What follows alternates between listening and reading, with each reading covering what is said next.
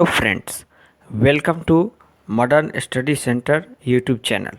आज के इस वीडियो में हम लोग अंडाशय की संरचना एवं कार्यों का जो है वर्णन करेंगे। मतलब जो हमारा ओवरी होता है तो उसका जो हिस्टोफिजियोलॉजी है उसके बारे में हम लोग को इसमें डिस्क्राइब करना है और इसमें कंप्लीट स्टडी हमारी होगी।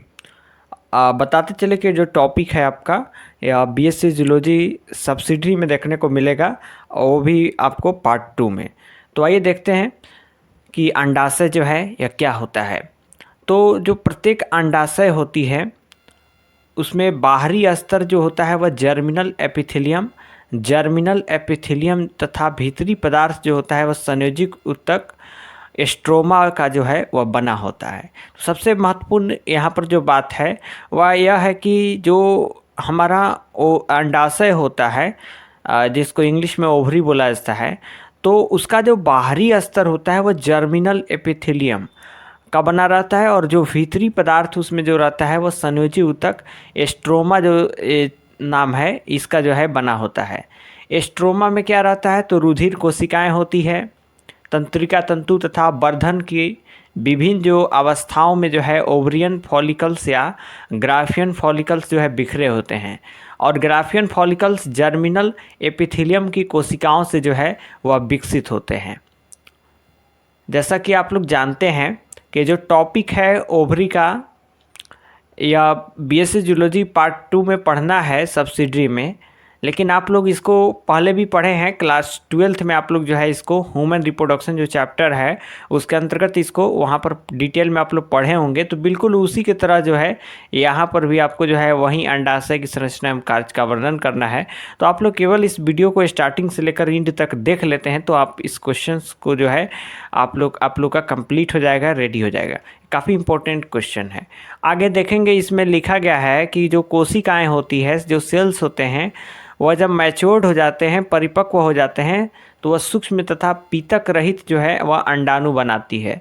पूर्ण रूप से परिपक्व ग्राफियन फॉलिकल्स में एक बाहरी बहुस्तरीय मेम्ब्रेना ग्रेनुलोसा जो मेम्ब्रेना ग्रेनुलोसा होता है तथा इसमें जो फॉलिकुलर गुहा होती है जिसमें एक रंग विहीन द्रव भरा होता है। कौन सा द्रव भरा रहता है तो रंग विहीन द्रव भरा होता है और फॉलिकुलर गुहा के भीतर जो है ऊसाइट स्थित होता है।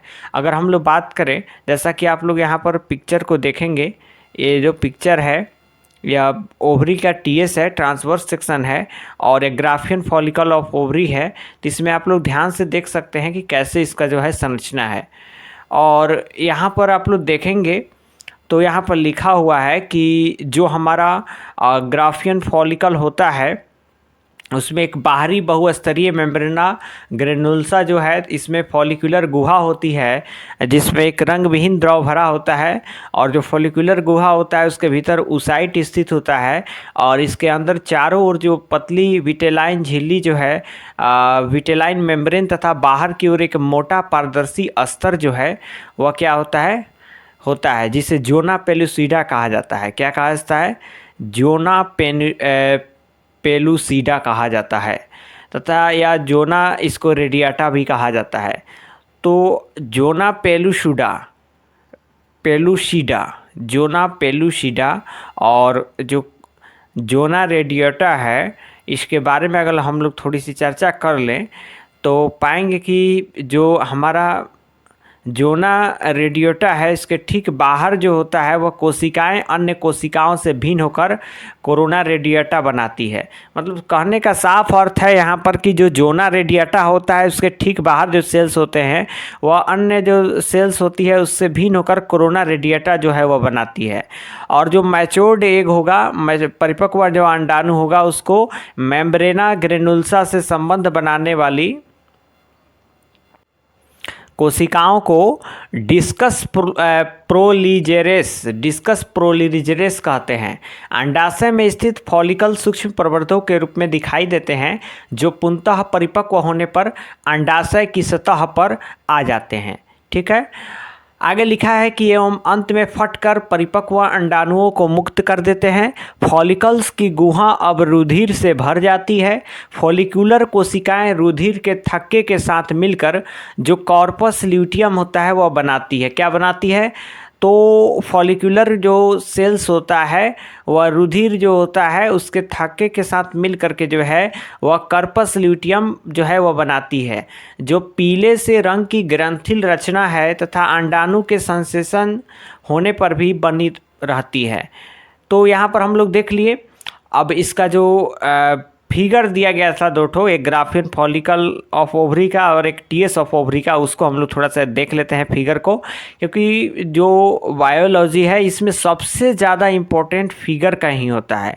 अगर आपको यह एग्जामिनेशन में क्वेश्चन आता है तो इसमें निश्चित रूप से आपको फिगर बनाना रहेगा। अगर आप फिगर नहीं बनाएंगे तो आपका जो कॉपी चेक होगा उसमें अगर फिगर नहीं रहता है तो आपको एग्ज़ाम में कम मार्क्स मिलेंगे, इसलिए आप लोगों को फिगर ज़रूर बनाना है। तो आइए एक फिगर को हम लोग ध्यान से देख लेते हैं। देखेंगे इस फिगर को, पहला जो है टीएस ऑफ ओवरी है, ओवरी का जो ट्रांसवर्स सेक्शन है उसको दर्शाया गया है। तो यहाँ पर आप देख सकते हैं ब्लड वेजल्स है, और जो आप स्ट्रक्चर देख सकते हैं ये हमारा ब्लड वेजल्स है, और ये वाला स्ट्रक्चर जो है ये हमारा क्या है, एग्स है।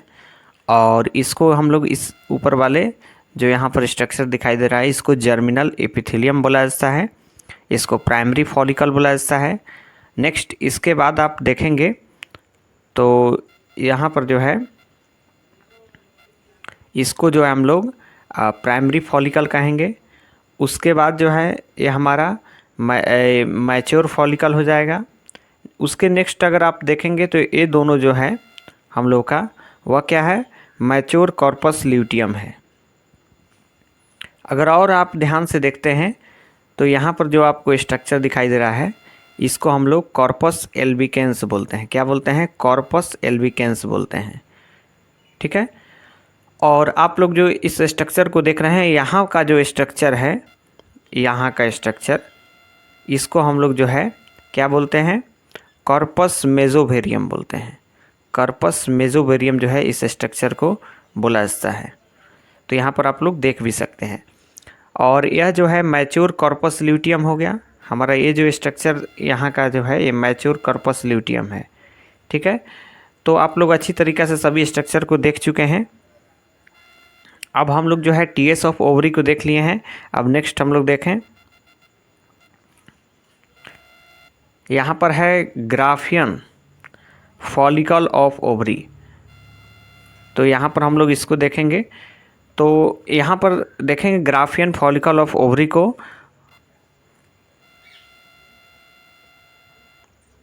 यहाँ पर देखेंगे ये जो है हमारा स्ट्रक्चर, कलर हम लोग चेंज कर ले थोड़ा, ये जो स्ट्रक्चर हमारा वह है मेम्ब्रेन ग्रेनुलोसा। और यहाँ का जो स्ट्रक्चर है ये मेम्ब्रेन ग्रेनुलोसा है, मेम्ब्रेन ग्रेनुलोसा है। और ये जो स्ट्रक्चर है इसको हम लोग थीका बोलते हैं। और ये जो स्ट्रक्चर है ये ओवम हो गया। और यहाँ का जो स्ट्रक्चर है, यहाँ का यह जो है डिस्कस प्रोलीजेरस है। क्या है, डिस्कस प्रोलीजेरस है यहाँ का स्ट्रक्चर। और इसके भीतर जो आप लोग स्ट्रक्चर देख रहे हैं इसको हम लोग जो है बोलते हैं लिक्वर फॉलिक्यूली। यहाँ पर आप देख सकते हैं लिखा गया है लिक्वर फॉलिक्यूली। तो इस तरह हमारा ग्राफियन फॉलिकल ऑफ ओवरी का जो फिगर है इसको हम लोग अच्छी तरीक़े से समझ चुके हैं। तो दोस्तों आप इस फिगर को स्क्रीनशॉट ले लीजिए और ऐसा ही डायग्राम जो है अपने नोट्स जब आप तैयार करेंगे इस टॉपिक से तो आपको जो है वहाँ पर बनाना है। देखेंगे अगला जो हमारा टॉपिक है वह है अंडाशय द्वारा स्रावित हार्मोन। अंडाशय द्वारा कौन कौन से हार्मोन स्रावित होते हैं इसको हम लोग इसमें देखेंगे। तो सबसे पहले आप लोग हेडिंग डाल लेंगे अंडाशय द्वारा स्रावित हार्मोन। तो अंडाशय से जो एस्ट्रोजन नामक हार्मोन निकलता है वह अग्र पिट्यूटरी द्वारा स्रावित जो follicle stimulating hormone FSH hormone होता है इनके संश्लेषण में वृद्धि करता है। क्या करता है, वृद्धि करता है। ये 4 प्रकार के होते हैं, एस्ट्रोन, उसके बाद अल्फ़ा एस्ट्राडाइयोल, उसके बाद है बीटा एस्ट्राडाइयोल तथा जो है वह एस्ट्राइयोल है। उपयुक्त में बीटा एस्ट्राडाइयोल ही सबसे शक्तिशाली जो है पावरफुल जो है वह हार्मोन है। अब इसके हम लोग फंक्शन को देखते हैं। तो इसका फंक्शन जो है पहला है कि ये एस्ट्रोजन जो मादाओं में मासिक चक्र, यहाँ पर देखिए गलती से वक्र लिख दिया है, मेंस्ट्रुअल साइकिल मासिक चक्र, तो मासिक चक्र एवं जनन चक्र जो होता है उसका नियमन करते हैं। फर्स्ट हो गया। अब सेकंड कार्य है कि ये फॉलिपियन नलिकाओं के पेशी न्यास में वृद्धि करके उनकी संकुचनशीलता एवं गतिशीलता में जो है वृद्धि करते हैं। थर्ड नंबर है कि स्त्रियों में यौनावस्था के समय द्वितीयक लैंगिक लक्षणों का नियंत्रण करते हैं। बगल में एवं जांघ के रोमों तथा शरीर के विकास का जो है यह नियमन करता है। कौन नियमन करता है? तो ये ऊपर का जो अंडाशय द्वारा स्रावित जो विभिन्न प्रकार के हार्मोन है, इन्हीं के द्वारा जो है यह नियमन होता है शरीर के विकास का स्त्रियों में यौनावस्था के समय। आगे लिखा गया है 4 नंबर की गर्भावस्था में स्तन, क्या लिखा गया है? गर्भावस्था में स्तन ग्रंथियों की वृद्धि भी एस्ट्रोजन जो हार्मोन होता है उसके द्वारा होती है। आगे लिखा गया है कि एस्ट्रोजन गर्भाशयी ऊतक, मतलब जो गर्भाशयी का ऊतक है, टिश्यू है, उसमें प्रोटीन के जैव संश्लेषण में वृद्धि करते हैं।